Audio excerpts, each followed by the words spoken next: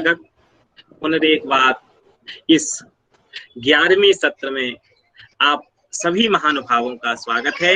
और आज के हमारे इस सत्र के जो मुख्य वक्ता हैं प्रोफेसर अरविंद कुमार झा महोदय, मैं उनका अपने शिक्षण अधिगम केंद्र की तरफ से, अपने विश्वविद्यालय की तरफ से, अपनी परियोजना की अध्यक्षा प्रोफेसर अमिता पांडे भारद्वाज महोदया की तरफ से, सभी प्रतिभागियों की तरफ से हार्दिक स्वागत, अभिनंदन, वंदन और प्रणाम करता हूँ। आज जब मैं कॉन्शसनेस की बात करूंगा तो बहुत सारे कोटेशन मथाइस के काम से भी लूंगा। मथाइस कॉर्नेलियस जो है वो बेसिकली एक मेडिकल डॉक्टर हैं और जब वो इंडिया में आए तो श्री अरविंदो के फिलॉसफी से बहुत ज़्यादा प्रभावित हुए और पौंडीचेरी में भारत का पहला साइकोलॉजिकल इंस्टीट्यूट खोला जिसका नाम है इंडियन साइकोलॉजिकल इंस्टीट्यूट। तो उन दिनों काफ़ी व्यस्त था और ऐसा लग रहा था कि भारत से वेस्टर्न साइकोलॉजी को बिल्कुल हटा देंगे हम लोग और इंडियन साइकोलॉजी की बात करेंगे। क्यों बात करेंगे, किस लिए जरूरी है, ये सारी चीज़ें आज आप मेरे प्रेजेंटेशन में आपको देखने का मिलेगा।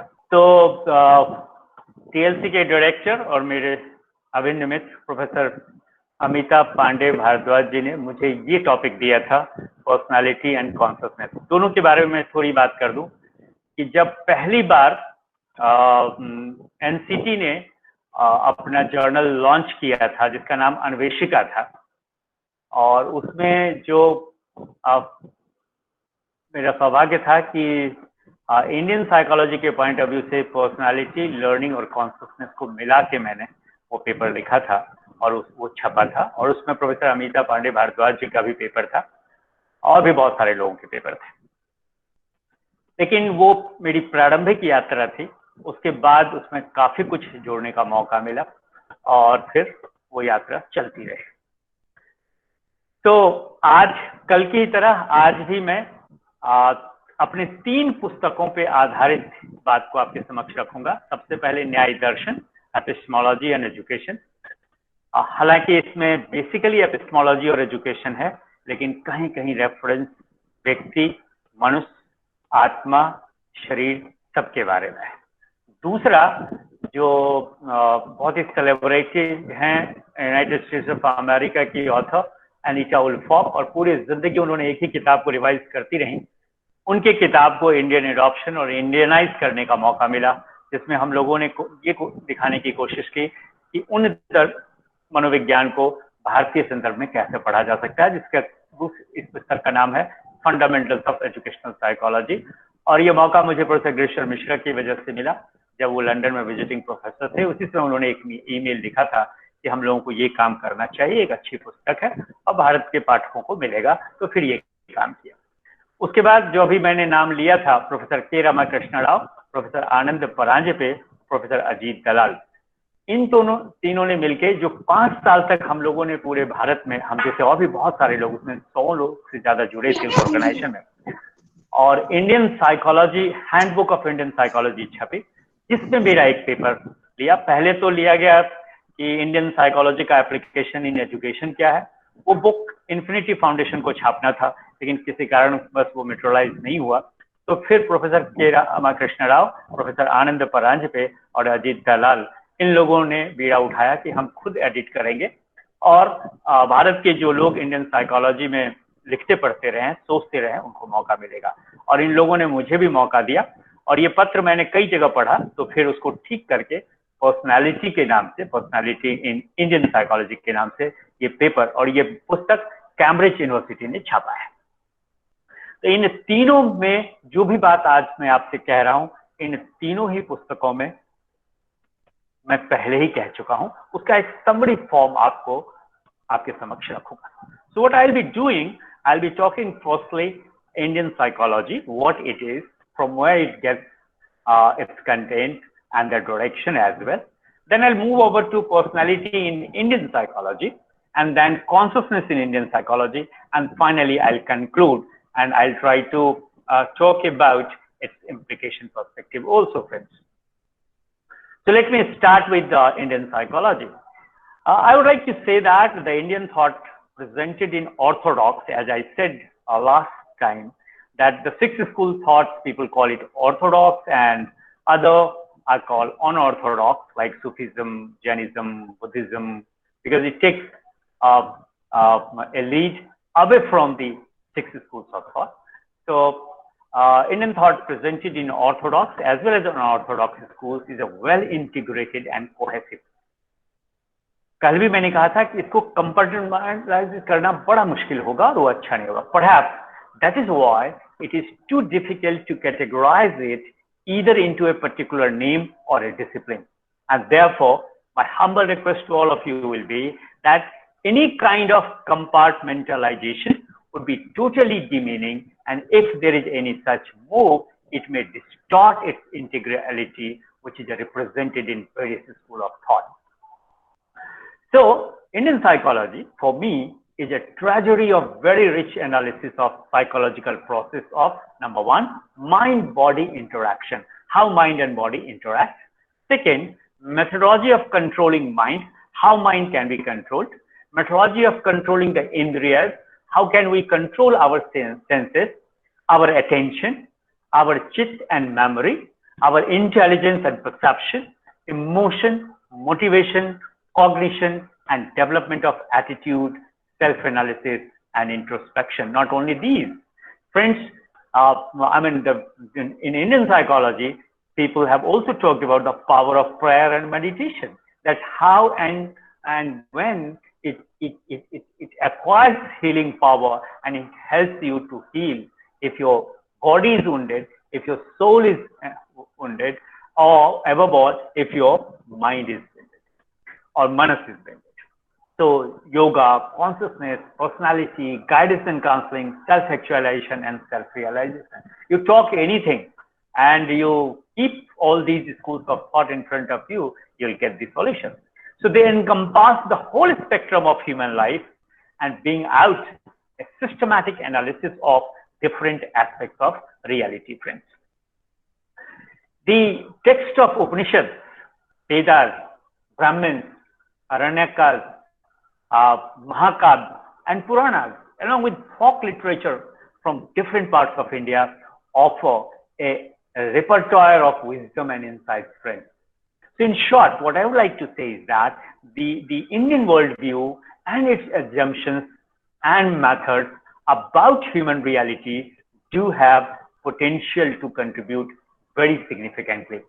So not only to the world's reservoir of knowledge, but also to the domain of practice and application. You know, many times it appears that these are very theoretical things. These things don't have any practical applications, but that's not correct.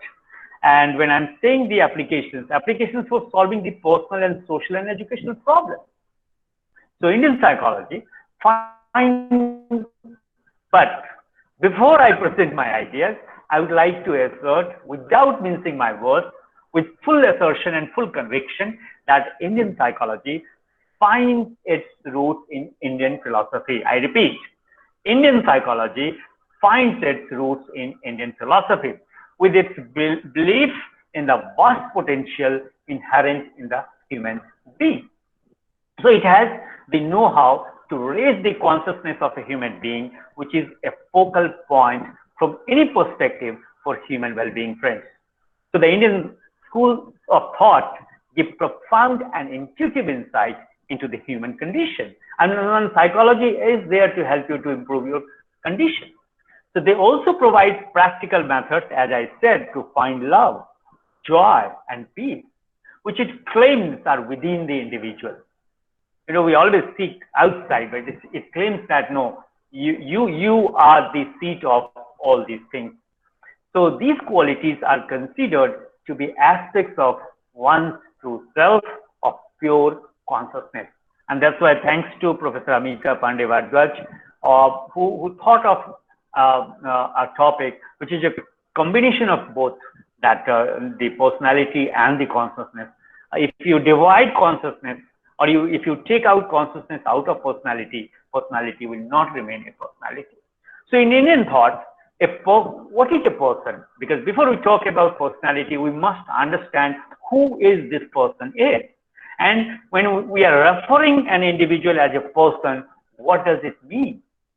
So a person is not a separate fragment, number one, but on a deeper level, one with all. Today I said, I'm the part of the Brahma, I'm the part of the collective consciousness, I'm the part of the Supreme Self, I'm the part of, if you believe in God, then I'm the part of that God only. Rather, if I'm the santati of that God, so I'm nothing, I have also the power of divinity. So in Indian thought, a person is not a separate fragment, but on a deeper level, one with all, a claim posited to find support in some theoretical models of modern physics. And you know, quantum mechanics contribution in that is tremendous. So classical Indian thought has been extraordinary in the sense that it has treated human personality as a subject, emphasizing self-consciousness. Like people say, why do you oppose objective type questions? Because objective type questions are only for the objects, not for the subjects. So classical Indian thought has been extraordinary in this, that the human being, a person is a subject, not object, emphasizing self-consciousness. When I am saying what is the difference between object and subject, object may or may not be the conscious of its existence, but subject is always conscious of its existence.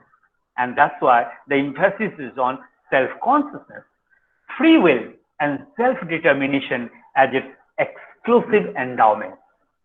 So human life has been conceived as the meeting ground of the divinity and humanity. I repeat, human life has been conceived as the meeting ground of the divinity and humanity. And that's why time and again I have mentioned, even the gods to realize its full potential has to take birth of a human being. Right? So the Vyakt and the Avyakt. So Advait system, which is a marvelous system, reaches the startling conclusion that finite has no reality in an ultimate reference, and personality could not be ascribed to a being in which all finite personalities merged without retaining a vestige of their distinctive experiences. Like majority of the schools of thought says, when you merge with the God, you become the God, and this thought says no. Even if you merge with the God, your inherent and unique personality traits remain intact. The only thing, the change that takes place is that apart from him, the essence and the quality of humanity, you also acquire the essence and the quality of the divinity. And this quotation I have taken from my supervisor's work, that human life has been conceived as the meeting ground of the divinity and humanity. So, well, few more things. Yesterday we talked about that the 6 schools of thought, but let's see how these 6 schools of thought are one. At the same time, they are distinguished also as far as the concept of personality is concerned. Of the 6 schools of classical Indian thought, Nyaya Vaisheshik, about which I'll talk today more. Yesterday I talked, on 20th I talked about Nyaya philosophy from the epistemological point of view, but today I'll talk more from the person point of view, personality point of view. So of the 6 systems of classical Indian thought, Nyaya Vaisheshik and Purva Mimamsa postulate plurality of souls. And I'll prove, I'll show you logic, of course, taken all clues from the Nyaya epistemology only and the Nyaya Vaisheshik and the Purva Mimamsa only. It postulates the plurality of the souls, not the soul is one. Whereas Sankhya reduces all psychological principles to duality of Prakriti and Purusha only. Almost every school of thought, which is more of an interpretation rather than a construction of reality. See, today from the Indian psychological point of view, you cannot say each has its own reality. So almost every school of thought, which is more of an interpretation rather than a construction of reality, has not only conceptualized the pivotal position of man, but has also followed it up with the delineation of a schemata for the development of human personality. It's not what is human personality. It also talks about how can you developed human personality in close accordance with the reality postulated friends. So this mapping of a course of development in the form of a discipline, you can call it Anubandha and Anushasan, as it is referred in a Sanskrit text, is a unique feature which presents a formidable way of thought and action as evidence in Indian psychology. तो short में मैं ये कहना चाह रहा था, अब तक जो कुछ कहा, कि जो जितने भी स्कूल ऑफ थॉट हैं उनकी अपनी पोजीशंस हैं, लेकिन एक चीज में ये सब समान है कि मनुष्य जो है वो सिर्फ मनुष्य नहीं है, वो ह्यूमैनिटी और डिविनिटी का जंक्शन है। इसलिए आप अपने कर्मों से डिविनिटी को भी प्राप्त कर सकते हैं और उसी कर्मों के साथ आप डिविनिटी से दूर भी हो सकते हैं। इसलिए दोनों का इंटीग्रेशन भी है, दोनों का जंक्शन भी है। जबकि अभी मैंने कहा कि न्याय वैशेषिक और पूर्व मीमांसा प्लुरलिटी ऑफ सोर्स में बिलीव करता है, जबकि जो सांख्य है वो पूरी साइकोलॉजिकल प्रिंसिपल्स को दो चीजों में रिड्यूस करके रख देता है, और वो क्या है? डुअलिटी, प्रकृति और पुरुष। And this is what I wanted to say. So today there is a common point where all agree that psychology and Indian thought share a common framework with Indian philosophy. And if you'll ask my position, I mean, I remember I was surprised when I got an invitation from NCERT, from Professor Rajput, who was the director, and NCERT Department of Psychology particularly organized one international conference where I met all these people from outside the country and from the inside the country, that I was asked to talk about the Nyaya concept of learning and its implication in Indian classroom. And there I met people, and the two three people who really motivated me a lot to think about that. So after a lot of deliberation, today, not only me, but like me, many people agree that there is a common point where all agreed that psychology and Indian thought share a common framework with Indian philosophy, and a belief that the human has the vast potential inherent in its being. And even if you go by the modern history of psychology, you know, psychology originated in the department and schools of philosophy only. And that's why today, even the modern psychology or the Western psychology is also known as daughter of philosophy only. So in three steps I'll be talking about. Firstly, I'll be talking about personality in a particular school of thought, then development of personality, and then I'll be talking about the focal point of that school of thought. And when I'll summarize the Nyaya Vaisheshik, Sankhya Yoga, Mimamsa and Vedanta, and then I'll move over to consciousness.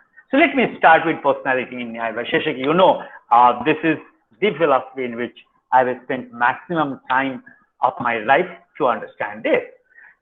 Last time also I advocated that the Nyaya Vaisheshik reduces the entire universe of which an individual human being is a part.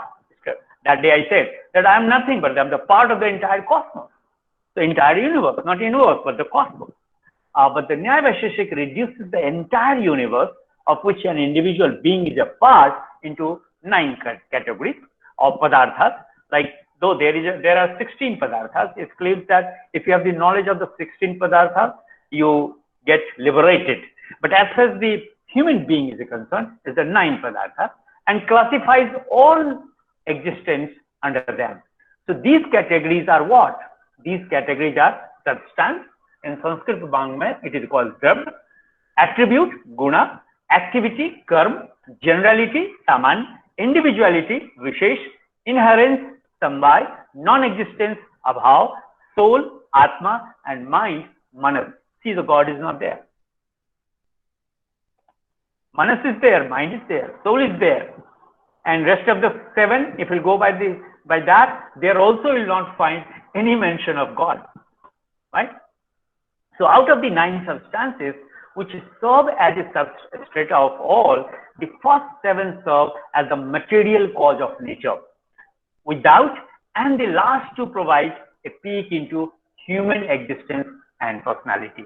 So for me, among the 9 padarthas, 2 are very important. What are those? Those are none but soul and mind. So human personality, according to Nyaya Vaisheshik, is nothing but the composite of the soul and the mind. Of course, all these two reside in a seat of body. So body is important. Further analysis of these two substances yields what could be termed as the constituents of human personality. So there are three prime factors of human personality, friends. As I said just now, soul, Atma, mind, Manas, and body, Sharir. तो मनुष्य का जो व्यक्तित्व है न्याय वैशेषिक के अनुसार, right, 9 पदार्थों में 2 पदार्थ का मान्यता देता है, लेकिन वो दोनों पदार्थ कहाँ रिसाइड करता है? तो शरीर की भी सुरक्षा करना, हिफाजत करना हमारा कर्तव्य है. तो soul, mind and body along with 5 senses of knowledge, जिसको ज्ञानेंद्रिया, and the 5 senses of action, जिसको कि कर्मेंद्रिया कहते हैं. अब सवाल उठता है कि अगर मनुष्य का व्यक्तित्व इन 5 चीजों से बनता है तो हमें, हमारे लिए बहुत जरूरी है कि हम जान लें कि सोल की अवधारणा क्या है न्याय वैशेषिक के अनुसार. कल पिछले बार भी मैंने कहा था, न्याय वैशेषिक जो है वो एक सिंक्रेटिकल स्कूल ऑफ थॉट है. सोल के बारे में या आत्मा के बारे में वो कहता है, देखिए 2 शब्द है, एक है आत्मन ब्रह्मन, एक है आत्मा सोल. तो मैं आत्मा के बारे में बात कर रहा हूं कि Nyaya hold self as a unique ubiquitous substance to which all cognitions belong. पिछली बार भी कहा था कि आपकी जितने प्रकार की संज्ञान संभव होता है आपके पास, राइट, वो किसकी वजह से होता है? आपके सेल्फ की, क्योंकि और आपका सेल्फ यूनिक है. हर मनुष्य का सेल्फ यूनिक है. हम सभी एक सेल्फ के, एक ब्रह्म के पार्ट हो सकते हैं, लेकिन जब ह्यूमन शरीर को धारण करते हैं तो हम सब अलग अलग होते हैं. So that the soul exists is indicated. अब आप कहेंगे कि कैसे माने कि सोल एग्जिस्ट करता है? तो न्याय कहता है कि soul exist is indicated beyond doubt by, क्योंकि हम इच्छा करते हैं, डिजायर होती है हमें, हमारे अंदर द्वेष है कि एक ही चीज के लिए 5 मनुष्य या 2 मनुष्य प्रयास करता है, एक को मिल जाता है, 4 को नहीं मिलता है, तो द्वेष उत्पन्न होता है. हम प्रयास करते हैं किसी चीज को प्राप्त करने के लिए, प्रयत्न करते हैं, एफर्ट करते हैं, हमें सुख की अनुभूति होती है यानी प्लेजर होता है, हमें दुख की अनुभूति होती है यानी पेन होता है, हम किसी चीज को जान पाते हैं, कॉग्नाइज कर पाते हैं. यानी ये न्याय सूत्र का मैंने कोट भी यहाँ किया है, 1.110 में साफ साफ कहा गया है, इन चीजों से यह साबित होता है कि आत्मा एग्जिस्ट करता है. Now you can ask me question, what is the nature of this soul according to Nyaya Vaisheshika? The nature of these attributes is psychic. I remember. और देखिए साइकिक आज नेगेटिव कॉनोटेशन हो गया है, पागल होने को साइकिक कहते हैं, नहीं, साइकिक बड़ा ही पॉजिटिव कॉनोटेशन है और हर मनुष्य साइकिक होता है. Which means that men stay has to be other than the body. यानी सब कुछ संज्ञान जो होता शरीर के द्वारा है, लेकिन शरीर में ही केवल उसके लिए नहीं है, अदर देन शरीर कुछ और चीजों का होना जरूरी है, तभी आप संज्ञान कर पाते हैं, वरना नहीं कर पाते. जैसे देखिए जो लोग कोमा में चल जाते हैं वो संज्ञान नहीं कर पाते हैं. क्यों कॉग्नाइज नहीं कर पाते हैं? तो इसका ये बहुत बड़ा प्रूफ है कि सिर्फ शरीर का होना कॉग्निटिव एबिलिटी का होना नहीं है. Nyaya proves the existence of soul through inference. ये तो हुआ प्रमाण के अनुसार, प्रत्यक्ष प्रमाण के अनुसार. अब जब उसको इसने, न्याय ने इन्फरेंस के द्वारा भी इसको स्थापित किया है. मैं क्यों इसमें ज्यादा टाइम लिया है? क्योंकि सारे स्कूल ऑफ थॉट पर्सनालिटी के इन 3 कम से कम इंपॉर्टेंट अवयव को मानते हैं. इसलिए केवल शरीर को ही नॉलेज और पॉलिश नहीं करिए, आप अपने मन और मनस को भी करना होगा. और एबव ऑल कहते हैं ना कई बार, अरे तुम्हारी आत्मा मर गई क्या? शरीर तो जिंदा है, तुम्हारा मस्तिष्क भी जिंदा है, आत्मा मर गई इसीलिए तुम इतने जघन्य काम करते हो, इतने गलत काम करते हो. नहीं, इसका मतलब कि देखिए कि Nyaya proves the existence of soul through inference, whereas in Vaisheshik the existence of soul is approved through direct perception. देखिए दोनों सिंक्रेटिक स्कूल ऑफ थॉट है, लेकिन दोनों एक दूसरे के लिए अधूरा है, दोनों जरूरी है एक दूसरे के लिए, लेकिन देखिए दोनों में क्या फर्क है? वो परसेप्शन डायरेक्टली प्रूव करता है, ये इनडायरेक्टली प्रूव करता है. कौन? न्याय इनडायरेक्टली करता है और वैशेषिक डायरेक्टली करता है. So the status at birth and the individual differences in men serve as further proof of the existence of the soul. अब जरा हम इसके गुणों के बारे में जानते हैं. इसका गुण क्या है? तो कहा गया है the self is eternal and indestructible. आत्मा जो है एक शरीर को छोड़ के गीता में भी कहा गया दूसरे शरीर के पास चला जाता है। It is all pervading. लेकिन जैसे वो किसी और शरीर का पालन करता है, याद रखिए चेंज हमेशा कुछ ना कुछ इम्प्योरिटी को लाता है। गणित का छात्र हूं, मैं आपको उदाहरण दूंगा और दिया भी होगा उस दिन कि शून्य का कॉन्सेप्ट जो मस्तिष्क में है, जब उस शून्य की अवधारणा को जब हम पुस्तक पे उतारते हैं या जमीन पे उतारते हैं या प्रैक्टिकल इम्प्लीकेशन के रूप में उतारते हैं तो इम्प्योर हो जाता है।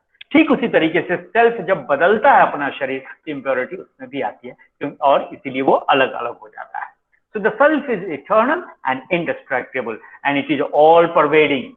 Besides, the self is not intelligence itself but owns intelligence as its quality.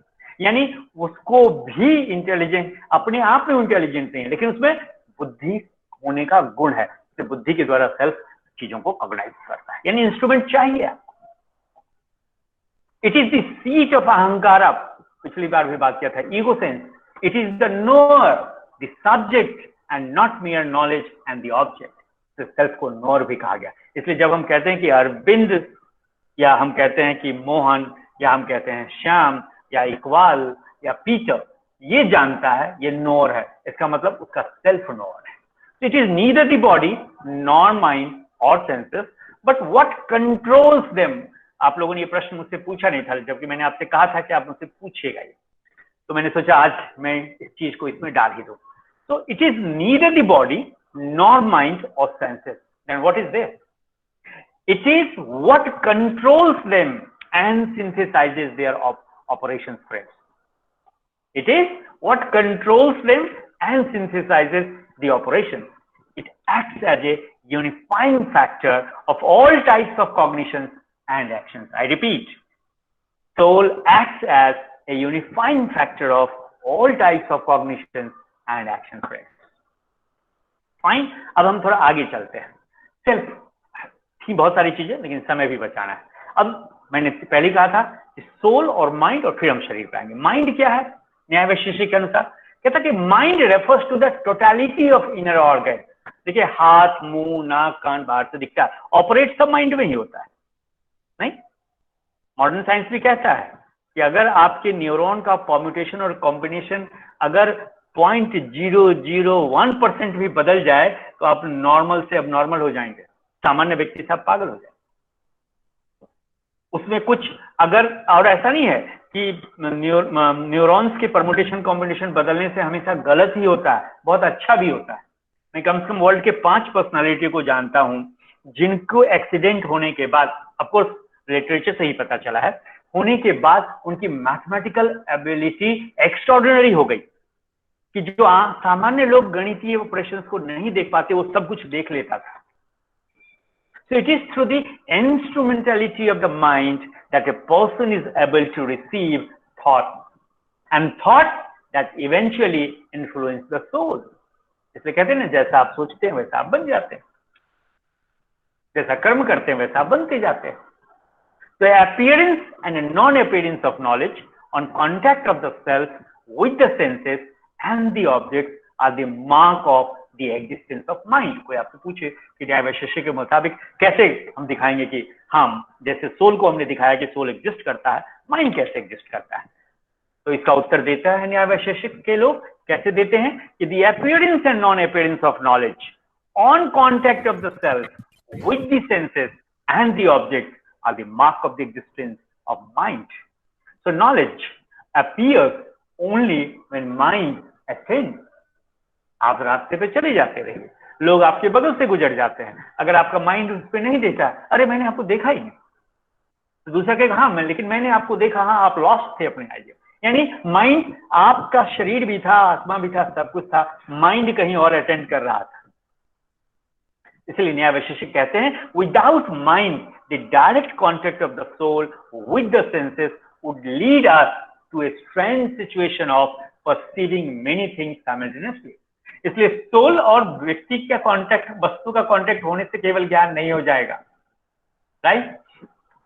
क्या होना चाहिए? माइंड एज एन एजेंट के बीच में काम करना चाहिए, जिसको मैंने कल भी कहा था मनस के रूप में। But in reality the perceptions occur in succession, the situation that presupposes the existence of an intermediate instrument the mind.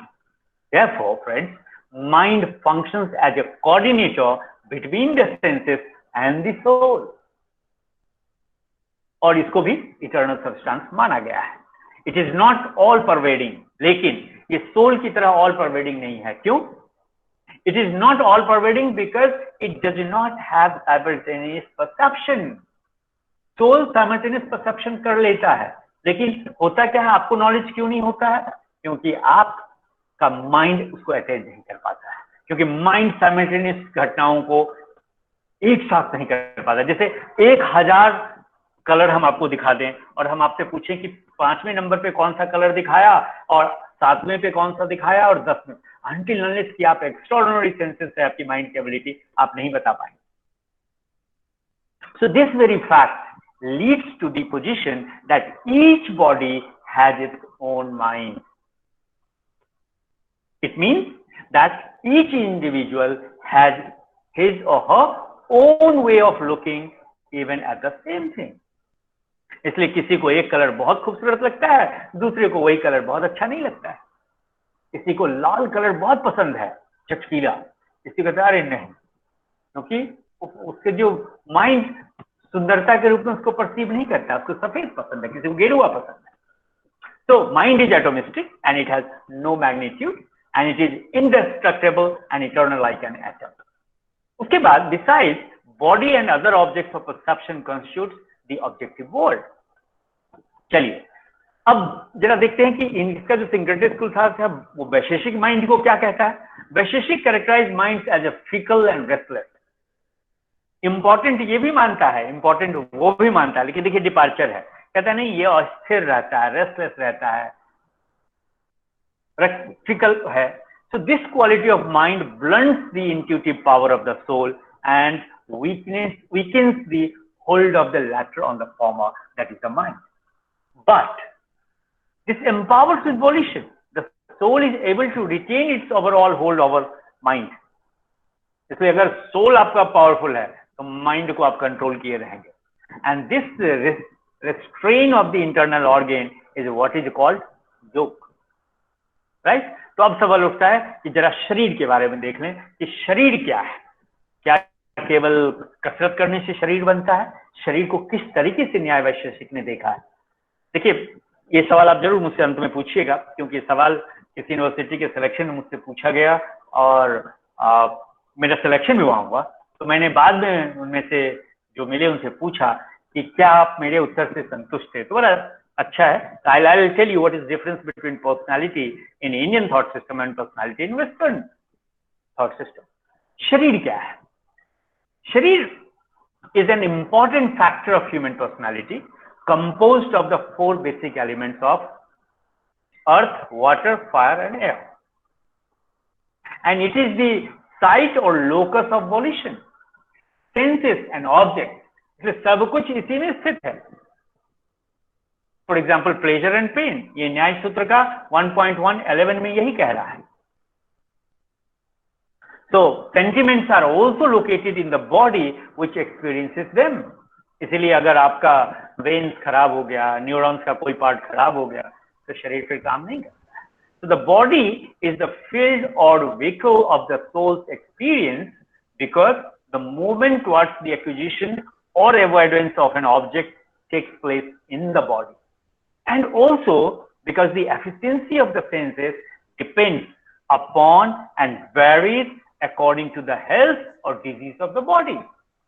आपने स्टीफन हॉकिंग को देखा हो, वो जब इंडिया आए थे तो 2 जगह गए थे, वो दिल्ली और Mumbai.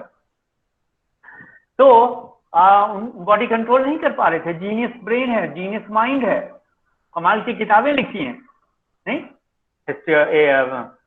Brief history of time पढ़िए, ब्रीफर हिस्ट्री ऑफ टाइम पढ़िए. ब्रीफर हिस्ट्री ऑफ टाइम 2 लोगों के साथ लिखिए या ग्रैंड डिजाइन कहिए, लेकिन शरीर की स्थिति नहीं थी. So besides, it is in the body that the resonance of pleasure and pain appear. एक है भारत के जो इंडियन थॉट सिस्टम को लेके विदेशों में बहुत काम करते हैं, राजीव मल्होत्रा, उनकी किताब भी है बीइंग डिफरेंट, और हम लोगों के साथ बहुत लंबे समय तक जुड़े रहे. अभी भी बहुत एक्टिव हैं, अपने जीवन का बहुत सारा पैसा भारतीय ज्ञान को प्रसारित करने में लगाते हैं. अमेरिका में बेचते हैं, एक फाउंडेशन चलाते हैं, यूनिटी फाउंडेशन. तो उनसे बात हो रही थी तांत्रिक विद्या पे एक दिन कि क्या तंत्र साइंस है या सिर्फ फिक्शन है। तो उन्होंने कहा कि आई हैव एक्सपीरियंस कि इट्स नॉट फिक्शन। और उन्होंने कहा कि मैं एक योगी के पास गया और उसने बताया कि देखो वही जीव रहेगा, वही शरीर रहेगा, लेकिन उसकी इच्छा नहीं होगी उसकी। तो कहा कि हमने 7 दिनों तक किया मेडिटेशन और सब कुछ, और कहा कि जिस वक्त मैं कहूं कि अब इच्छा करो, और उस समय स्वाभाविक रूप से जो तुम इच्छा करोगे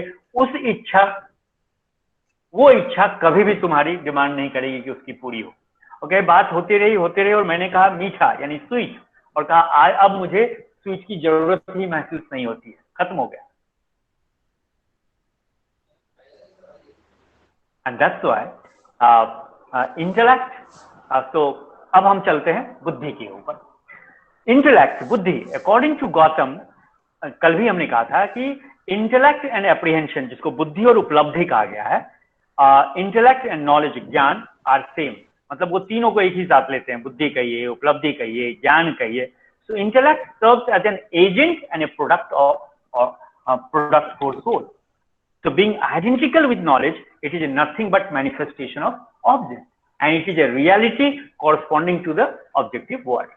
अब आप पूछेगा कि चलिए ये सब तो थियोरेटिकल बात हुई, अगर मैं न्याय वैशेषिक के अनुसार डेवलपमेंट ऑफ पर्सनालिटी का मॉडल बनाना चाहूं तो क्या कहता है न्याय? तो पहली बात, the process of development of human personality has to take cognisance of its realistic ontology and rationalistic epistemology. लोग क्या कहते हैं, हम पर्सनालिटी डेवलप करेंगे, कैसे आप अच्छा बोलें, कैसे आपका शरीर अच्छा दिखे, you should be marvelous enough to communicate, etc. I'm not saying those things are not important. In modern world, those things are important, but those things will become automatic. Theoretically, Nyaya Vaisheshik says the process of development of human personality has to take cognizance of its two things: realistic ontology and rationalistic epistemology. Right? अब कहेंगे क्या है भाई भला? तो कहेंगे the former defining the end and the later the means. आखिर हम चीज व्यक्तित्व की वास्तविकता को जानना चाहते हैं। अब सवाल है कि व्यक्तित्व की वास्तविकता को जाना कैसे जाए, वही तो एपिस्टेमोलॉजी, और वहां उसके लिए रैशनल माइंड की जरूरत पड़ेगी। और न्याय तो पहला स्कूल ऑफ थॉट शायद पूरे संसार में हुआ जिसने सबसे ज्यादा रैशनल प्रोसेस पे जोर दिया है, लॉजिकल प्रोसेस पे जोर दिया है, पॉजिटिविज्म पे जोर दिया है, जिसको रियलिस्टिक पॉजिटिविज्म कहते हैं। So this leaves us with a formidable task of identifying the postulates that characterize human personality and its development in more familiar idioms and usages, and chart a process of accomplishment and practical discipline. And this must gear to culminate in the final liberation of human spirit from its entanglement with the world that binds man to the chariot wheels of the phenomenal existence. ये मैं नहीं कह रहा हूं, ये न्याय वैशेषिक के गौतम ने कहा है। और इसीलिए कहते हैं कि ज्ञान का होना, अच्छे व्यक्तित्व के लिए अच्छे ज्ञान का होना जरूरी है। और कल भी हमने इस पे बात की थी, इसलिए आज मैं बात नहीं करूंगा। प्रमा और प्रमाण का होना जरूरी है। इसलिए मनुष्य को अच्छे व्यक्तित्व का निर्माण करना चाहते हैं, उसे नॉलेजेबल बनाइए, उसे रैशनल बनाइए, उसे लॉजिकल बनाइए। लेकिन जब मैं रैशनल लॉजिकल बनाने की बात कह रहा हूं तो मैं इमोशनैलिटी को दरकिनार करने नहीं कह रहा हूं, क्योंकि उसके बिना तो हो ही नहीं सकता है। So we need to cultivate the knowledge that the self is a pivotal to human existence. इसलिए भारतीय संस्कृति में कहा है, अरे छोड़ो उसकी बात, उसकी तो आत्मा ही मर गई। यानी शरीर जिंदा है, मन से जिंदा है, बुद्धि से जिंदा है, लेकिन आत्मा से मर चुका है। So we need to cultivate the knowledge that the self is pivotal to human existence and is the basis of empirical life. इसलिए कल हमने कहा था कि जो 100 को जान लेता है उसे किसी और चीज को जानने की जरूरत नहीं है। देखिए ह्यूमन पर्सनालिटी की कॉन्सेप्ट किस तरीके से 100 की इंपॉर्टेंस को स्थापित करता है। So you should be aware that the psychic life is not the essence of the self. It is rather adventitious and accidental added to it. So on the part of human being, it is important to have an understanding so as to empower human life to get rid of this adventitious acquisition and achieve the highest good and liberation of the soul. So the practical discipline here prescribed by this school implies cessation of actions that are responsible for our, birth and rebirth की मुक्ति तो चाहिए ही चाहिए. And this can be achieved at two stages, moral as well as intellectual. इसलिए केवल intellectual होना सब कुछ नहीं होगा. Ethical dimension से वो intellectual part सही होना चाहिए. So the training procedure implies overcoming selfish desires and impulses, which results in educating human will for the pursuit of the highest good, जिसको निश्रेष्ठ कहा गया है. So we need to cultivate, क्या करें फिर इसके लिए? तो right attitude का निर्माण करना चाहिए, which banishes ignorance, infatuation, bondage, sorrow and joy as well. So this school suggests क्या करें? तो सभी स्कूल की तरह यह भी कहता है कि जीवन में कम से कम थोड़ा वक्त निकाल के मेडिटेशन आप जरूर करिए. किस पे? Meditation on what? Meditation on the ultimate truth. और मैं बता दूं, रियलिस्टिक में अल्टीमेट ट्रुथ तो उसी ब्रह्म को, उसी ईश्वर को, उसी शुद्ध तर्क को माना गया है. लेकिन आप अपनी कंस्ट्रक्टेड ट्रुथ के ऊपर भी मेडिटेट कर सकते हैं, जैसे बुद्ध ने किया. अब हम बात करेंगे फोकल पॉइंट. इसलिए जो लोग हमारे साथ जुड़े हैं, इन पॉइंट्स को आप जरूर नोट करते जाइए, क्योंकि इन्हीं में से किसी एक पे हम आपको कहेंगे अपना एक प्रोग्राम बनाइए. So now I am going to talk about focal point for a personality development program based on Nyaya Vaisheshika. हो सकता है आगे मैं लंबा थ्योरेटिकल नहीं करूं, सिर्फ दो हिस्से में डेवलपमेंट और फोकल पॉइंट्स करूंगा, क्योंकि कॉन्सियसनेस पे भी मुझे बात करनी है. तो पहला फोकल पॉइंट क्या है for a personality development program based on Nyaya Vaisheshika? मुझे अभी तक नहीं दिखा है. अगर दिखा है कुछ तो योग के फोकल पॉइंट पे दिखा भी है, और लोग कहते हैं योग से ही सब कुछ होगा. मैं कहता हूं कि सभी स्कूल्स ऑफ थॉट को देखो और आप अपने को जिसके करीब पानो उसका एक पर्सनालिटी डेवलपमेंट मॉडल बनाइए. ये पहला कहता है, पहला फोकल पॉइंट है, self is the essence of human personality. Why? Because it knows all, it enjoys all. तो सेल्फ को कैसे ग्रो करें, सेल्फ को कैसे पॉलिश करें, सेल्फ को कैसे एनरिच करें. सेकेंड, ज्ञान emerges, means knowledge, in the waking state when the self is in contact with the external world through the agencies of the body, mind and senses. क्या हम ऐसा कुछ सोच सकते हैं जिसमें गांधी ने भी कहा है कि तीनों चीज एक साथ काम करें? इसलिए गांधी को आइडियलिस्ट, रियलिस्ट और प्रैग्मेटिस्ट तीनों माना गया है. हाथ से काम करने के लिए जब वो कहते हैं तो प्रैग्मेटिस्ट थिंकिंग है. हेड से जब काम करने के लिए कहते हैं तो वो क्या कहते हैं, वो आइडियलिस्ट है.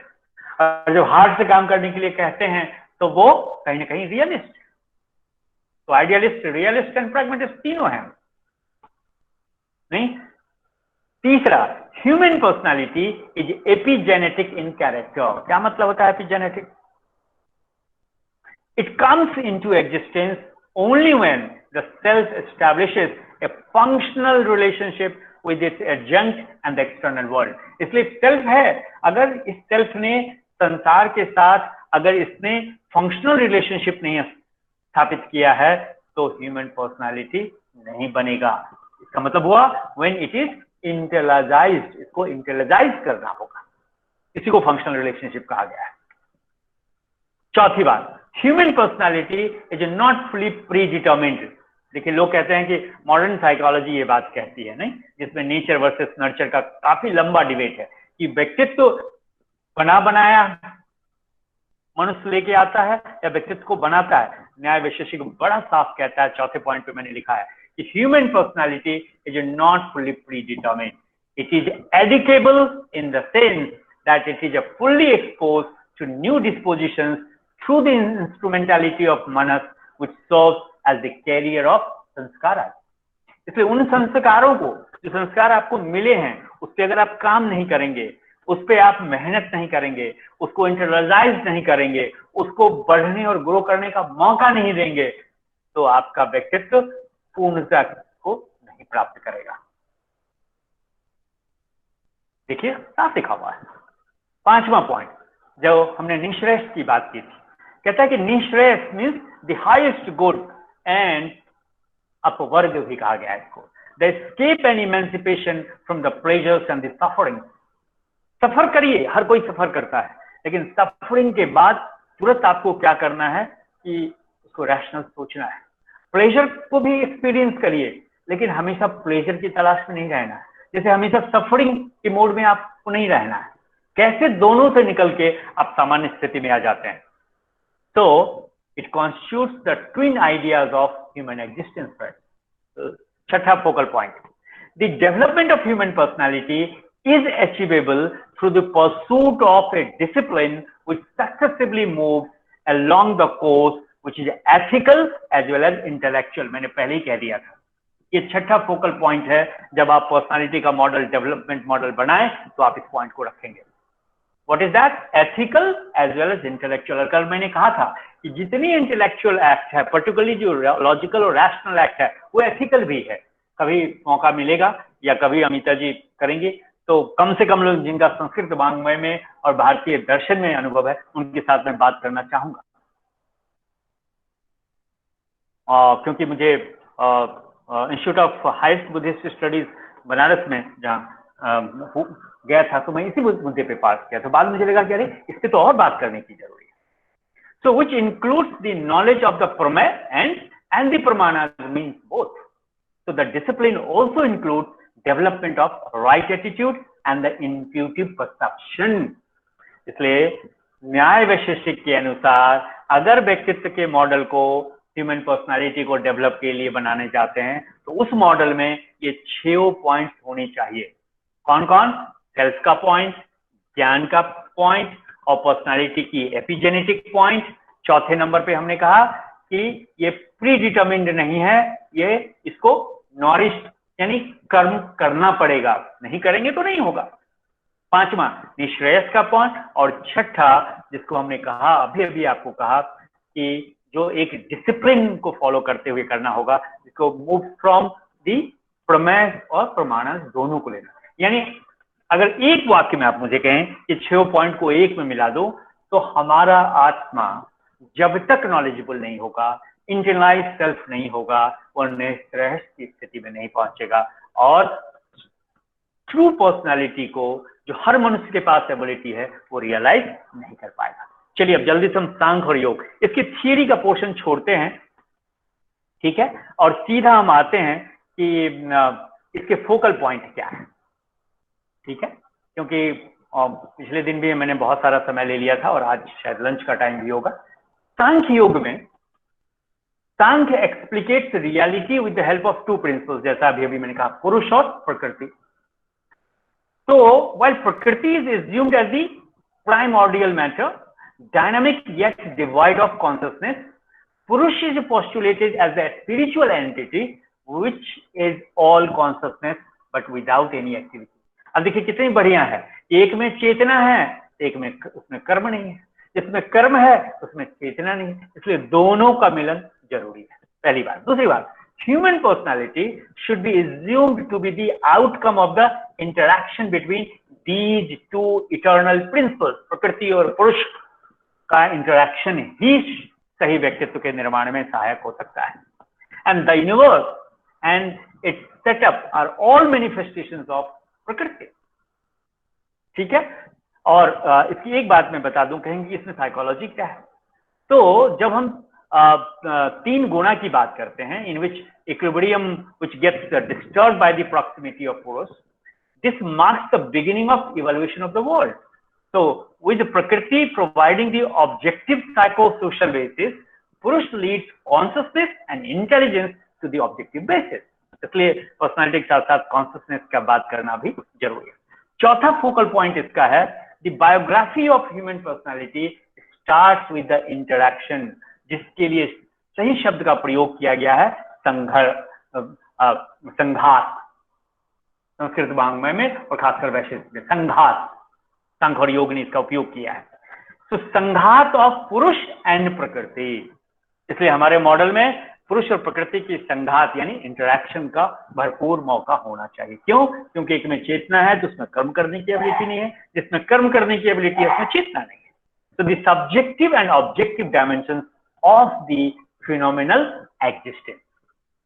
उसके बाद जो पांचवा इसमें पॉइंट है वो है अंतःकरण की, जिसको अंतःकरण में क्या होता है? अंतःकरण कंसिस्ट ऑफ बुद्धि, अहंकार एंड मन, and these accounts for various types of subjective psychic experiences including perception इसी की वजह से होता है, और discernment इसी की वजह से होता है, volition इसी के अनुसार।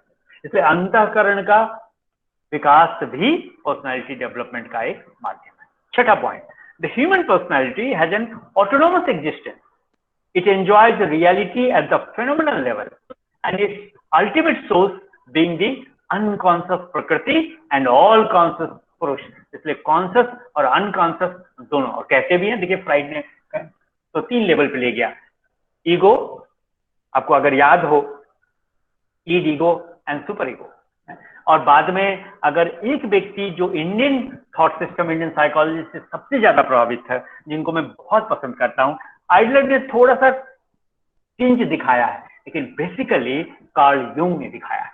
यूंग की जितनी राइटिंग आप पढ़ेंगे वो 2 ही चीज को लेकर चलता है, वो बहुत ज्यादा ईड और ईगो को नहीं देता है, वो कॉन्शियस माइंड और अनकॉन्शियस माइंड पे देता है। इसलिए उसकी जो थिंकिंग है कि हम केवल शरीर नहीं है, मनस और बुद्धि नहीं है, हम उन तमाम चेतनाओं का अंश हैं, हिस्टोरिकल कॉन्शियसनेस या उस कलेक्टिव कॉन्शियसनेस का पार्ट है जो अब तक इस धरती पे आ चुके हैं और जिससे हम निकल के आए हैं। हम सिर्फ अपने पूर्वजों, अपने जात, अपने धर्म का की संतति नहीं है, entire humanity as a race, homo sapiens की रेस से हम निकल के आए हुए हैं। So the human personality has an autonomous existence and it enjoys reality at the phenomenal level and its ultimate source being the unconscious prakriti and all consciousness purush. 8वां point जो अष्टांग योग है, is a course of practical discipline जिसको कहा जाता है, which is characterized by ethical preparations, जिसमें यम और नियम आते हैं, the control of the senses and the body। इसमें अगर आप ethical preparation कहेंगे तो यम और नियम आ गया, जब आप control of the senses and the body कहेंगे तो उसमें आसन, प्राणायाम और प्रत्याहार आया। इसलिए केवल प्राणायाम और आसन करने से काम नहीं चलेगा, प्रत्याहार भी बहुत जरूरी है। And the final unification of the empirical self with its spiritual self. So in a state of in stasis, जिसको बाद में कहा गया है धारण, ध्यान और समाधि। Here the pillars of the individuality crumbles down and the self, जिसको पुरुष कहा है सांख्य ने, shines forth in full isolated splendor as a pure, sweet, bright and upright। इसे मैं बार बार कहता हूं, योग को अगर संपूर्णता में समझना है तो सांख्य के सैद्धांतिक पक्ष को समझे बिना नहीं समझा जा सकता है। अगर योग के आधार पे पर्सनालिटी का कोई भी मॉडल आपको डेवलप करना है तो सांख्य के सैद्धांतिक पक्ष को एक तरफ रखना पड़ेगा और योग के जो अष्टांग योग है उसको एक तरफ रखना पड़ेगा, जिसमें एथिकल प्रिपरेशन नंबर 1 पे होगा, जिसमें यम और नियम आएगा। दूसरा control of senses and body होगा, जिसमें आसन, प्राणायाम और प्रत्याहार आएगा। और तीसरे पे जाके स्पिरिचुअल सेल्फ की बात हम करेंगे, जिसमें धारण, ध्यान और समाधि की स्थिति आएगी। आगे बढ़ते हैं।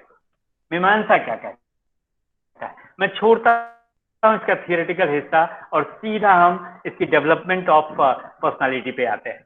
ये कहता है कि अगर आप चाहते हैं तो ये थोड़ा सा इंक्लाइंड है कॉग्निटिव एस्पेक्ट्स की ओर, यानी voluntaristic aspects of human existence than any other. Mimamsa ज्यादातर इसका झुकाव उस तरफ होता है। तो ह्यूमनिस्टिक इन इट्स स्पिरिट, मीमांसा शास्त्र मानव शास्त्र भी है। It invokes the injunction of the Vedas to profess what dharma is and how best it can be actualise in life. इसलिए रिलीजन धर्म नहीं है, धर्म धर्म है और रिलीजन रिलीजन है, लेकिन हम हिंदी में उसको धर्म कह देते हैं, एक्चुअली नहीं है। धर्म का मतलब होता है duty for self fulfilment and human wellbeing. I repeat friends, इसलिए मुझसे कभी भी कोई एथिकल डायमेंशन पे एथिक्स में चर्चा देता हूं तो मैं कहता हूं एथिकलिटी की एकमात्र और अल्टीमेट गाइडेड प्रिंसिपल होगा, one who is devoted to his own duty attains highest perfection in life. अपने कर्मों के प्रति अगर आप समर्पित हैं तो आपको अपने जीवन में किसी और चीज की जरूरत नहीं है, क्योंकि वही धर्म है। तो धर्म is nothing but the duty for self fulfilment. साफ कहा गया है मीमांसा के द्वारा, अगर आप मीमांसा के अनुसार मनुष्य के व्यक्तित्व का विकास चाहते हैं। और इसीलिए आपको कल भी मैंने कहा था कि शंकराचार्य से कहा गया कि वेदांत अपनी प्रकाष्ठा को तब तक नहीं प्राप्त करेगा और तब तक यह लोगों के द्वारा स्वीकार नहीं कर लिया जाएगा जब तक मीमांसा से शास्त्रार्थ वो नहीं करेगा। जय और पराजय के लिए नहीं, शास्त्रार्थ करने के लिए। क्योंकि मेरा मानना है कि कोई थीसिस तब तक ग्रो नहीं करेगा जब तक उसका एंटीथीसिस ना हो, और दोनों का संघर्ष या संघर्ष बड़ा जरूरी है, और तभी फुलफिलमेंट होगी, और उस संघर्ष से ही कुछ निकलेगा और अच्छा निकलेगा। इसलिए देखिए धर्म की परिभाषा पर अच्छा मीमांसा देता है कि duty for self fulfilment and human wellbeing. तो धर्म is action based and requires an exercise of intellect. इसलिए जहां भी कर्म की जरूरत होगी ना, वहां बुद्धि की जरूरत होगी, और जहां भी उस कर्म को करने के लिए बुद्धि की जरूरत होगी वहां मनस की जरूरत होगी, और जहां भी मनस की आवश्यकता होगी वहां पे सेल्फ की जरूरत होगी। तो डेवलपमेंट ऑफ इंटेलेक्ट लेकिन ये कहता है कि नहीं, मेरे अनुसार व्यक्तित्व का विकास का, यानी किसके अनुसार, मीमांसा के अनुसार व्यक्तित्व के विकास का कारण क्या है? Development of intellect is the development of personality. इसलिए कॉपी पेस्ट ना करें, कही हुई बातों को ना दोहराएं, और मैंने कल भी कहा था केवल उसके अर्थ को ना समझें, उसके अर्थ को आप अपनी तरफ से कुछ जोड़ के कहिए। So development of intellect is the development of personality. एक line.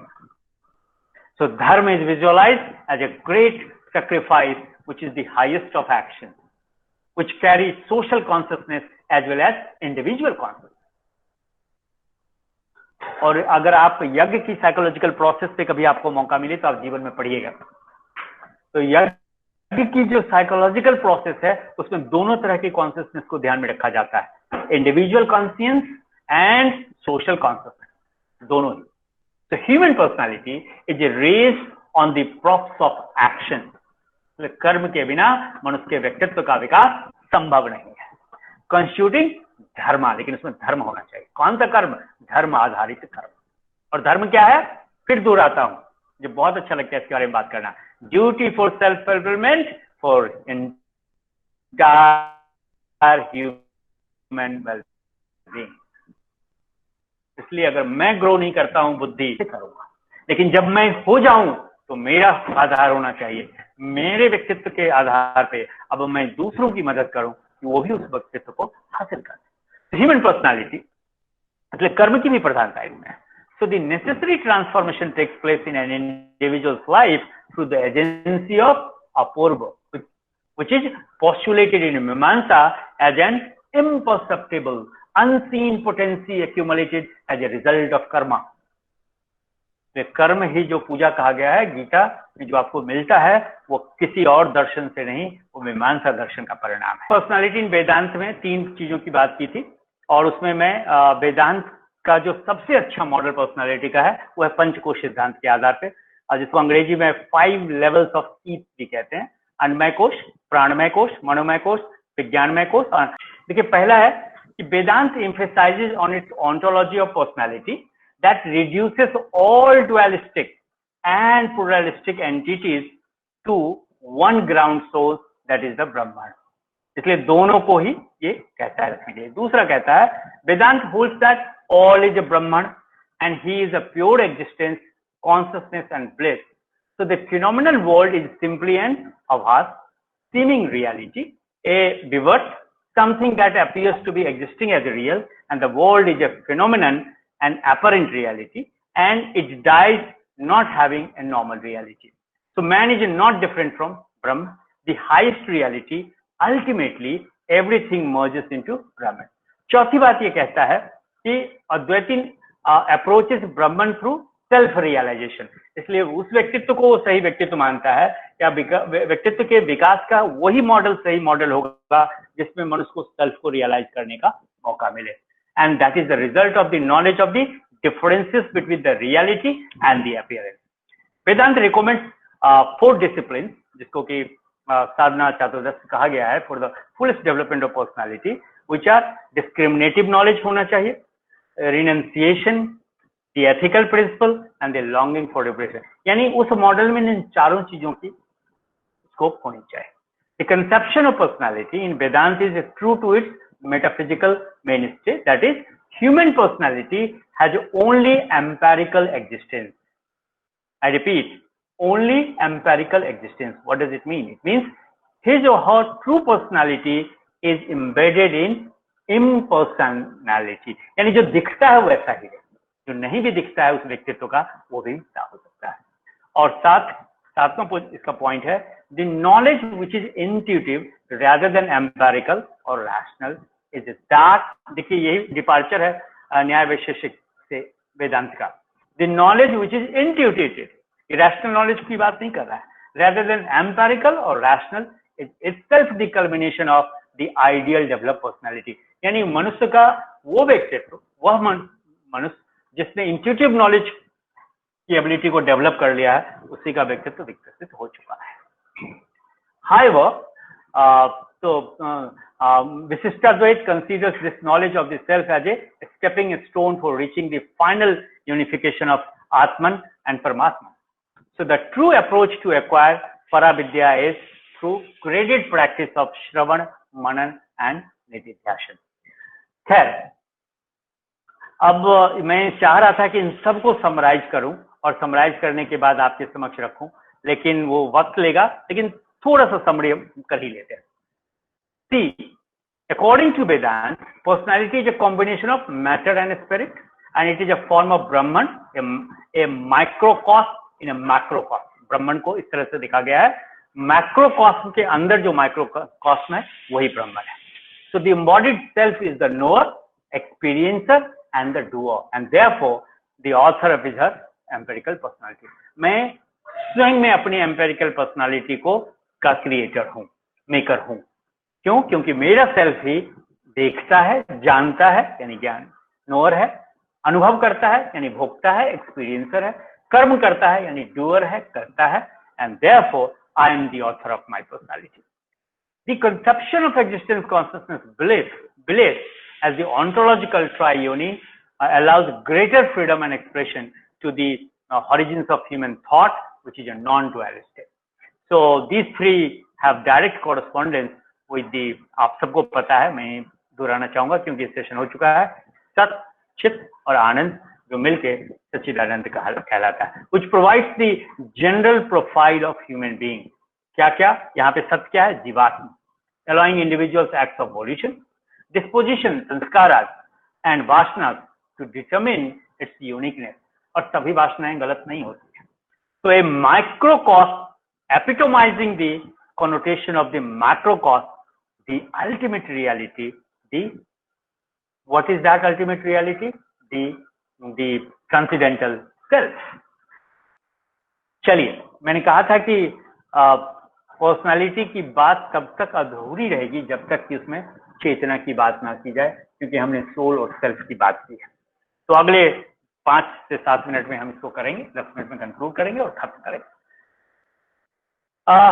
As far as the Indian thought system is concerned, or 6 schools of thought is concerned, Indian psyche believes that man is one of the primary manifestation of primary God, and he may be of great significance, but we cannot fully understand him if we view him as an independent phenomena. So each and everything is the phenomenal world. I mean, in this phenomenal world is interconnected, as everything owes its origin to one supreme power, which may be called as Brahman. और modern science उसको क्या कहता है? जैसे अगर आप ये पूछेंगे कि भाई ब्रह्मांड का निर्माण क्यों हुआ, इस ब्रह्मांड का निर्माण क्यों, तो अब बिग बैंग क्यों हुआ, इसका जवाब विज्ञान के पास ही. क्यों हुआ, कैसे हुआ ये बता देता है, लेकिन क्यों हुआ इसका जवाब नहीं है उसके पास. तो ब्रह्मन और एनी मैथमेटिकल सिंबल आप एक्स भी ले सकते हैं. So this essential act, either in implicit or explicit form, is found in everything. इसीलिए आपको याद हो न्यूटोनियन और आइंस्टाइनियन मैकेनिक्स कहता रहा मतलब फिजिकल फिनोमेना और फिजिकल रियलिटी के आधार पे कि केवल चेतना जो है सजीव चीजों में है। क्वांटम मैकेनिक्स कहता है नहीं, इस दुनिया में जितनी घट चीजें हैं, चाहे वो सजीव है निर्जीव है, सब में चेतना है, सब चैतन्य है। हाँ, फॉर्म अलग अलग है, ओके। और मैं तो उसमें एक चीज और जोड़ना चाहता हूं, जितनी घटनाएं घटती हैं उसमें भी अपनी चैतन्यता है। So the essential act, either in implicit or explicit form, is found in everything. ये इंडियन थॉट सिस्टम चेतना को लेके कहता है। So it is almost impossible to know anything in its entirety, but if one could know the essential act, knowing itself assumes a new meaning, entirely a new dimension. इसलिए मैंने कहा कि जानना शब्द का प्रयोग बड़ा केयरफुल करिए। लोग किसी चीज से पहचान हो जाना, किसी चीज का स्मृति में आ जाना, किसी चीज को देख लेना, कहते हैं मैंने उसे जान लिया है, क्योंकि जान तो सकता है केवल चेतन, केवल चैतन्य जो है, केवल उसका सोल जो है। So thus it is important to understand what consciousness is, so that we may relate ourselves with the Supreme. And therefore, friends, let us understand what consciousness is in Indian thought. पहली बात मैं कहना चाहूंगा कि consciousness has been called as चित्त in Upanishad, आप सबको पता है। What it is a kind of some power, यही वो एनर्जी है, वो पावर है, so subtle that it can concentrate itself on a single point. मान लीजिए वो सिंगल पॉइंट हम उसको F कहते हैं। Suppose there is something F. अब मैं इसलिए एक्स का प्रयोग कर रहा हूं कि कोई उसको ब्रह्म कहेगा, कोई उसको ईश्वर कहेगा, कोई उसको खुदा कहेगा, कोई इसको गॉड कहेगा, कोई इसको अल्लाह कहेगा। तो वो जो चित्त है जिसको उपनिषद में कहा गया, it is a kind of some power so subtle that it can concentrate itself on a single point, a pin point, और it can expand itself to the whole of the cosmos. इसलिए पूरी energy को समेट के एक बिंदु पे ला सकता है, या उस बिंदु को इतना एक्सपैंड कर सकता है कि वो पूरे कॉस्मोस को घेर लेगा। So it dwells in some secret chamber of the brain called आत्मन। अब लोग कहने भी लगे हैं कि कहीं ना कहीं है मस्तिष्क में जो सारी चीजों को प्रोसेस करता है। So it can very well be described as the चित्तकन, और उस पॉइंट को कहा गया है उपनिषद में चित्तकन, a point of consciousness. So Chit is a consciousness and Chitkan is a point of consciousness. So and what is this? This is nothing for me and for many others like me. It is a coordinating force, जिसका अंग्रेजीकरण किया गया है the aspiration, SPIRITON. So it coordinated all the experiences and activities of a personality or a person or a purush. इसलिए हर प्रकार के अनुभवों को लेकर अपने अपने व्यक्तित्व को जब आप समृद्ध करने चलते हैं, तो वो जो कोऑर्डिनेटेड का काम करता है वो कॉन्शियसनेस करता है। और कहाँ करता है? चित्तकन पे करता है, वो चित्त करता है। So the study of consciousness is meant for the healthy growth of consciousness with the view to attain the highest state of the mind. अब उसको मोक्ष कर लीजिए, आप उसको लिबरेशन कह लीजिए, उसको परमानंद कह लीजिए, आप supreme blissful state of mind कह लीजिए, जो कहना आप कह लीजिए। But all these things are attainable. ये जो चेतना का कॉन्सेप्ट, जो कॉन्शियसनेस का कॉन्सेप्ट इंडियन थॉट सिस्टम में है। And in this evolutionary process man has reached a stage where he has become conscious of his own consciousness. इसलिए पहला काम व्यक्तित्व के संदर्भ में करना होगा, आप अपनी चेतना के प्रति जागृत हो जाइए, चेतना के प्रति चैतन्य हो जाए। श्री अरविंदो ने भी कहा है कि अभी भी मनुष्य इवॉल्व कर रहा है, कि चेतना मनुष्य इवॉल्व कर रहा है, इसका मतलब शरीर रूप मन बुद्धि में नहीं, चेतना के स्तर पर इवॉल्व कर रहा है, उस लेवल पे नहीं आ रहा है। तो इन शॉर्ट, आप अपने व्यक्तित्व को अगर संपूर्णता में रियलाइज करना चाहते हैं तो you need to bring yourself in the state of self consciousness. इस जीवन के आपाधापी में कितनी बार हम, कितना वक्त मिलता है कि हम अपने चेतना के बारे में जानें। So it has the capacity to help a man to improve his functions of consciousness. So by virtue of this, he or she will be in a position to see what is going there in the mind and judge right from the wrong. इसीलिए इन्होंने भी कहा है, पूरी दुनिया में युद्ध कहाँ जन्म लेता है? तो लोग कहते हैं कि बॉर्डर पे युद्ध होता है या बैटल ग्राउंड में युद्ध होता है। नहीं, अब तक यही माना गया था, लेकिन अब जरा यूएनए की वेबसाइट पे जाइए कि हर युद्ध का जन्म मनुष्य के मस्तिष्क में होता है। So even conscience is the result of a development along that line. So this development of conscience is itself the result of self-consciousness and maturity. क्योंकि एक खास लेवल की मैच्योरिटी चाहिए उस सेल्फ कॉन्शियसनेस को रियलाइज करने के लिए। अब बहुत छोटे बच्चे से कहेंगे करने के लिए, उसका माइंड उतना प्रोसेस नहीं कर पाएगा। Therefore, self-consciousness leads to self-introspection. And consciousness, which is the faculty of discrimination between right and wrong, good and bad, is the result of nothing but your self-introspection. And it will be very apt to highlight that the will to follow our consciousness as the guide in all matter give us the power to control our inner powers and mastery over ourselves. अभी जो prime minister चुने गए Singapore में, तो उनका एक statement किसी ने मुझसे साझा किया पढ़ने के लिए कि मेरे पास दो रास्ते थे। एक, या तो मैं अपनी जनता को और बाकी लोगों को गरीब रखता और मैं खूब बहुत धनी हो जाता, जो अक्सर हमारे पॉलिटिशियंस इंडिया में करते हैं। और दूसरा था कि मैं जैसा हूं मैं भी ऐसा नहीं दुखी होकर रहूं, उसी स्तर में रहूं और सब लोगों को उसमें रहूं। और इसीलिए एक सिटी नेशन स्टेट कहलाता है, वो एक शहर के बराबर वो नेशन है, राष्ट्र है, लेकिन दुनिया का पावरफुल इकोनॉमिक पावरफुल कंट्री माना जाता है। तो इसलिए मनुष्य की सोच पर निर्भर करेगा। So even the proper use of information received through senses depend upon our faculty of conscience, जिसको अंतरात्मा कहते हैं, and our control over our inner urges and elements tendencies is the result of that only. So it is in this sense that knowledge is power and self-knowledge leading to self-control, और जिसको हम संयम कहते हैं, which is the highest power for the preservation and advancement of the humanity friends. And as far as the state of consciousness are concerned, जो भारतीय परंपरा है उसमें अगर आप मंडूक उपनिषद को देखेंगे तो दे आर नोन एज 3 अवस्थाएं की बात करता है वो, रादर 4 की करता है, जागृत, स्वप्न, सुषुप्ति और तुरीयावस्था। जो मैंने कहा था कि इसी अवस्था पे जाने के बाद आदमी परमानंद की अनुभूति करता है, तो द वेकिंग स्टेट। लेकिन कई बार जागृत होने का मतलब बॉडी लेवल पे कॉन्शियसनेस, स्वप्न बॉडी आराम कर रहा है लेकिन मस्तिष्क अर्ध कॉन्शियसनेस की स्थिति में होता है, सुषुप्ति अवस्था में।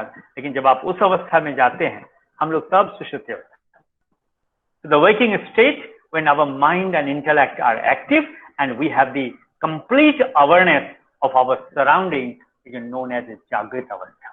I repeat, वो अवस्था जिसमें हम completely awareness है, जहां पे हमारा माइंड, इंटेलेक्ट और एक्ट तीनों एक है। अगर आप स्वप्न अवस्था की बात करेंगे, is somewhere between the waking and the sleeping state. The state of deep sleep where there are no dreams and no wakefulness is known as sushupti avastha. So this is a kind of a restfulness. And then there is a turiya, which is nothing but yogic condition. So turiya avastha is described as a state of supreme joy in which individual is immersed in the universal self. कल मैंने इसकी बात की थी।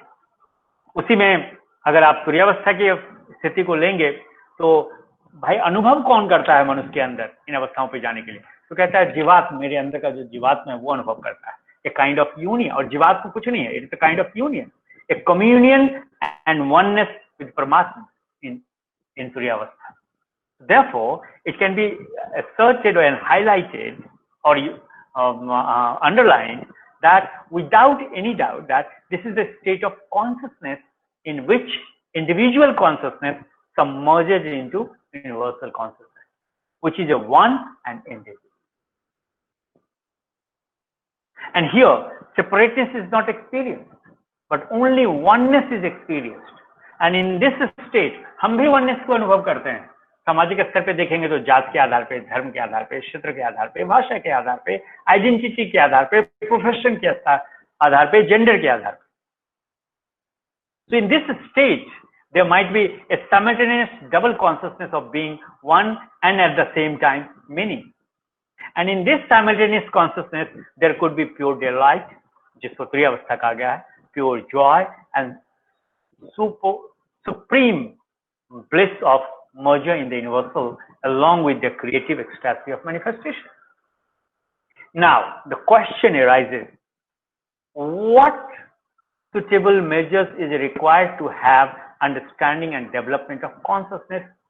क्योंकि मनुष्य के व्यक्तित्व के निर्माण में केवल व्यक्तित्व का विकास इन 3 लेवल पे नहीं होता, चेतना का विकास करना होगा, तभी मनुष्य संपूर्ण रूप से विकसित होगा या उसका व्यक्तित्व विकसित होगा, आप ये कह सकते हैं. तो what suitable measures is required? अगर आप इंडियन थॉट सिस्टम को, खासकर ये 6 स्कूल्स ऑफ थॉट को देखेंगे, इसमें ये पाया जाता है कि mental training is required, sufficient mental training is required. With sufficient mental training, it is possible to shift at will the exact location of the borderline between what is experienced as self and what as other.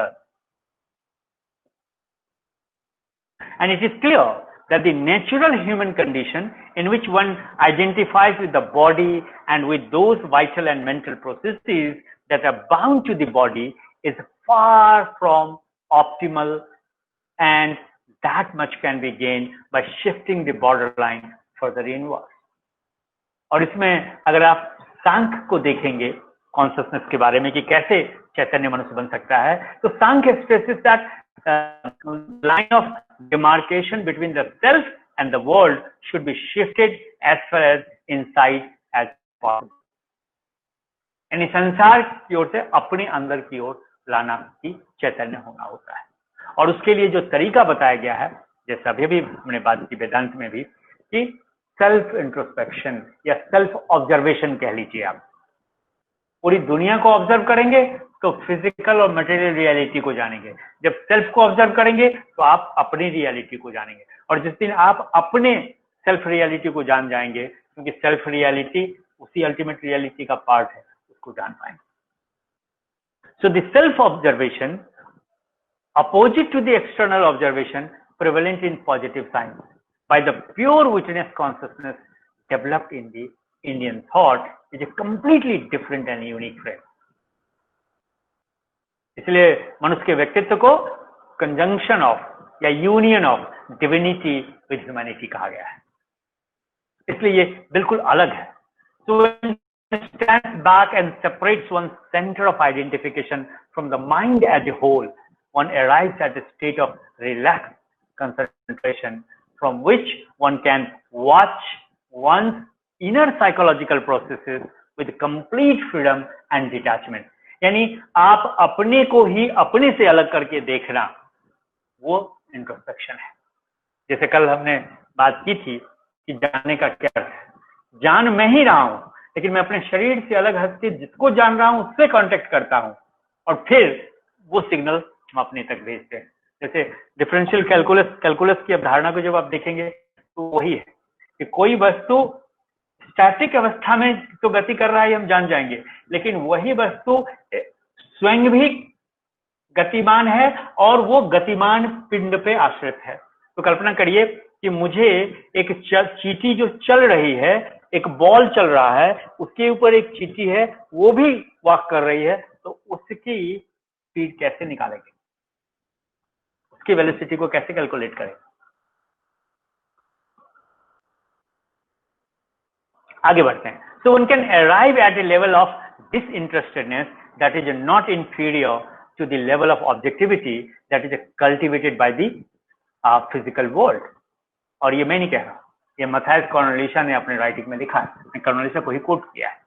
So the ensuring stillness of consciousness free from all intervening thoughts allows moreover suitable I mean, subtleties of perception that are not possible to the ordinary mind that is engrossed in the wild play as its own thinking. And therefore, in Indian tradition, the ability to stand back and watch the internal sense dispassionately is, however, considered only a first stage of subjective discipline. The first stage. The second stage is the realization of that all these inner processes are in fact dependent on a certain inner sanction, which is our ordinary state is a more or less implicitly and automatically given. So again, Aurobindo को मैं यहाँ quote करना चाहूँगा. Aurobindo says that only if one takes one's inner stand high enough, it is possible to refuse this sanction and veto the further development or even the very first intuition of thought and impulses. 1972 में श्री अरविंदो ने ये बात कही थी अपनी writing में. So the high level of refinement in one's subjective experience that can be achieved by the progressive quietening of the mind and the detachment of the observing self from all mental processes has often been noted in the scientific literature. But what is the problem? It may be difficult to imagine for those who haven't tried at least some steps in this direction. इसलिए सामान्य लोग इसको नहीं देख पाते हैं और नहीं कभी देख पाएंगे. जैसे विज्ञान की वो जो सटल घटनाएं घटती हैं, उस लेवल पे जिस लेवल पे साइंटिस्ट उसके बिहेवियर को देखता है, हमारा और आपका मस्तिष्क नहीं देख पाता है. जब मैथमेटिकल ऑपरेशंस हो रहा है होता है और उस प्रोसेस में जो रिजल्ट निकल रहा होता है, हम तो केवल लेटर्स में देख पाते हैं. इसलिए हाईएस्ट लेवल पे मैथमेटिक्स मैं दावे के साथ कहता हूं, हम जैसे लोग जिन्होंने मास्टर लेवल पे मैथमेटिक्स पढ़ी है, राइट, उनको 99% नहीं समझ में आता है. तो आप पूछिएगा फिर कैसे पढ़ते हैं और पढ़ाते हैं? वो सिर्फ स्मृति पे आधारित है मित्रों. क्या लगता है कि Lagrange's mean value theorem, Lagrange's ने जैसे उसको समझा वैसे ही हम समझते हैं और समझाते हैं दूसरे को? कभी नहीं. या रामानुजम के आज एक इक्वेशन को करने पे करोड़ों रुपए ऑफर दी जाती है उसके पजल्स को सॉल्व करने में. क्या रामानुजम ने जिस लेवल पे जाके उस पजल को देखा, उस लेवल पे हम देख ही नहीं पाते, इसलिए हम उसको सॉल्व नहीं कर पाते. सिंपल. इसलिए जो दावा करता है कि हम एमएससी के लेवल के मैथ को समझते हैं और समझाते हैं, नहीं करते. टाइम ज्यादा हो गया, प्लीज वाइंड. बस खत्म करते. Thank you. तो कॉन्शियसनेस की जहां तक बात है कि बिना उसको समझे हुए आप व्यक्तित्व के सही निर्माण को, इसलिए अंत करना चाहूंगा कॉर्नेलिसा के कोट से. मथाई मैं कभी चाहूंगा कि जरूर मिलिए बात के लिए. We need to develop a true science of consciousness so that we may go much further, and for this we need to develop an effective technology of consciousness. And to study consciousness, we must be able to manipulate consciousness. We must learn how to change it, how to refine it, how to turn it into something more cohesive, more powerful than our ordinary underdeveloped awareness of ourselves and things. अब लोग कहते हैं, हालांकि Matthias भी कहते हैं कि जो योगिक न्याय है, जो साइको स्पिरिचुअल नॉलेज है, वो हमें इन चीजों में मदद करेगा. And therefore I would like to conclude that the study of the consciousness, the training of consciousness must become part and parcel of psychological training and practice as far as human development of personality is concerned. Thank you so much. Now I am stopping. अयं सर्वेपि छिन्न संशयः कृतः. आपने अपने गंभीर व्याख्यान से हमारे सभी प्रकार के संशयों को छिन्न कर दिया है. इस अवसर पर मैं सभी प्रतिभागियों के पक्ष से और सभी अपने विद्यापीठ, अपने केंद्र की पक्ष से, अपने विश्वविद्यालय के पक्ष से आपको अत्यंत धन्यवाद